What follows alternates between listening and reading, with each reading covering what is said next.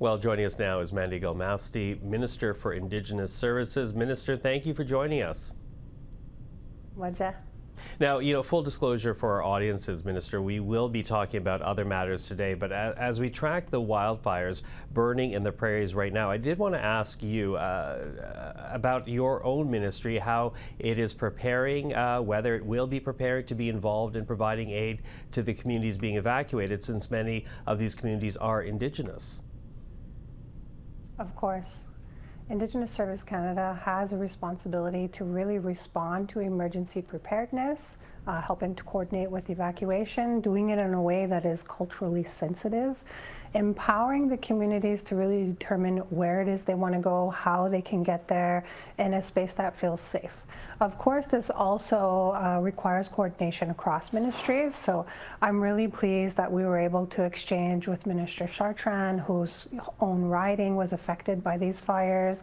This is the case not only in Manitoba, in Saskatchewan, in Ontario, and Alberta. We are tracking and looking at the state of how things are moving forward there. The wildfires have started early. There's a critical response. I'm really pleased to see that the Minister from Emergency Management also issued critical responses to requests for the Canadian Armed Forces to come in and support those areas that really are in a state of emergency, literally looking for urgent response. And we did hear from the Prime Minister that your government does stand at the ready to help in any way it can. So we'll be watching that very closely. But of course you were here, and we do want to also turn to other matters, because yesterday the Assembly of First Nations did call on your government to close what's been described by them as the Indigenous gap, housing, clean water, modern schools, just to name a few. And in the throne speech, there was a line about creating prosperity for Indigenous communities. It was a direct reference to the Indigenous Loan Guarantee Program. But beyond that, will there be, the kind of investments the AFN was talking about yesterday to, again, close what they describe as the Indigenous gap? Of course. It's been my pleasure to have exchanged with National Chief, over the phone. I'm looking forward to sitting down and speaking to her, really hearing directly from her what the Assembly of First Nations is looking to do in the representation of all communities here in Canada and the role that they speak to. As the Minister, of course, it is my biggest and most urgent priority to really define what does it mean to close that gap, beyond the scope of partnerships, beyond the scope of ensuring that they are involved in becoming part of one Canadian economy, but elevating them. This is 6% of Canada's population, and sometimes in a critical, vulnerable population, but there are many success stories of self-governing nations, and bringing them into this space and having a strong voice being served and represented by an Indigenous minister, I think is something that, our new government is really bold in doing.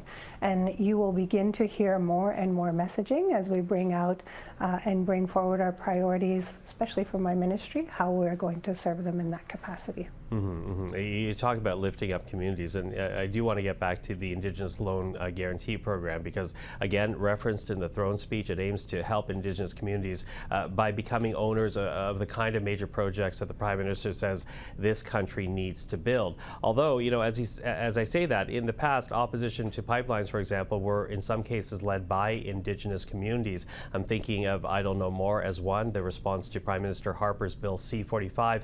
How does Indigenous ownership change the conversation, change the opposition to the kinds of projects that the Prime Minister expresses interest in building? I think when you open the table and you invite the Indigenous voice to be part of the project planning, part of the scope of the project, defining what the impact, the goal, the outcome of the project is, you get collaboration. This is key. This is key for success. This is key for social acceptability. There are many nations that are anxious and want to come to the table, that have shovel-ready projects. They can contribute to a strong Canadian economy. I think they are critical partnerships, and I'm really pleased to be working with a Prime Minister that has highlighted that and that it is included in the speech of the throne. Now, you are a former Grand Chief of the Council of the Crees, and as a member of this government's Executive Council, I'm kind of wondering how you see your role in ensuring that there is greater respect for Indigenous communities, perhaps a respect that did not exist a generation ago.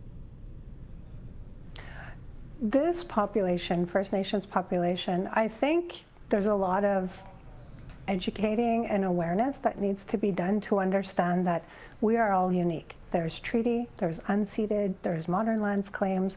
It is the goal of this ministry to ensure that we uplift them, that we highlight who they are, that we showcase their capacity, that we support and serve them in terms of where they want to be as a nation. This ministry is one of the, I think, most exciting to be an Indigenous person representing and serving, because we are serving 6% of Canada's population.